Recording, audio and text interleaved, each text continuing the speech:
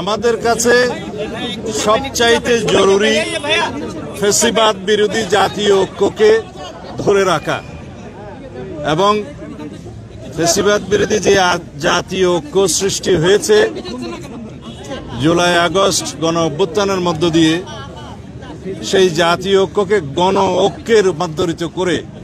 সেটাকে রাজনৈতিকভাবে আমরা যাতে সাংস্কৃতিক চর্চা করতে পারি,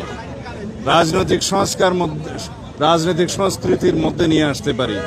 এবং সেই ঐক্যকে ধরে রেখে জাতিকে এগিয়ে নিয়ে যেতে পারি, সেটাই আমাদের এখনকার জন্য সবচেয়ে বড় চ্যালেঞ্জ। আমাদের সেই প্রচেষ্টার কারণে আমরা এই সকল রাজনৈতিক দল যারা ফ্যাসিবাদ বিরোধী আন্দোলন সংগ্রামে জড়িত ছিল এবং আমাদের সাথে ছিল তাদের সবাইকে নিয়ে একটি অন্তর্ভুক্তিমূলক রাজনৈতিক যে কোনো বক্তব্য আমরা দিতে চাই। এখন যে কোনো রকমের অনৈক্যের বীজ যাতে আমাদের ভিতরে বপন না করতে পারে কোনো ফ্যাসিবাদী শক্তি এবং ফ্যাসিবাদের দূষররা, সেদিকে আমাদের লক্ষ্য রাখতে হবে। আমাদেরকে আজকে মাননীয় প্রধান উপদেষ্টা আহ্বান করেছিলেন, আমরা এসেছিলাম, কথা বলেছি, আমরা আমাদের পরামর্শ যা দরকার রাষ্ট্র পরিচালনা হিসাবে এবং বিভিন্ন বিষয়ে যে সমস্ত মতামত আমাদের দেয়া প্রয়োজন সেটা আমরা দিয়েছি।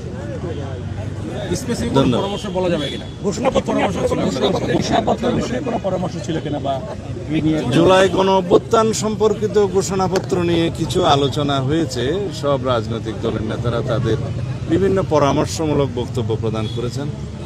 তা আমরা প্রশ্ন করেছি যে জুলাই গণ অভ্যুত্থানের ঘোষণাপত্রের আসলে এই 5.5 মাস পরে কোনো প্রয়োজন ছিল কিনা, যদি থেকে থাকে সেটার রাজনৈতিক গুরুত্ব, ঐতিহাসিক গুরুত্ব এবং আইনি গুরুত্ব কি, সেগুলো নির্ধারণ করতে হবে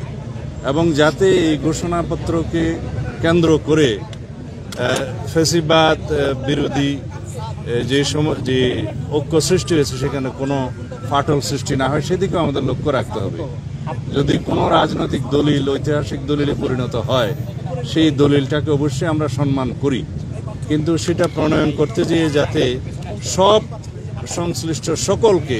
অন্তর্ভুক্ত করা হয়, তাদের পরামর্শ নেওয়া হয়, আলোচনা করা হয়, সেই দিকটা আমরা পরামর্শ দিয়েছি এবং সেই বিষয়ে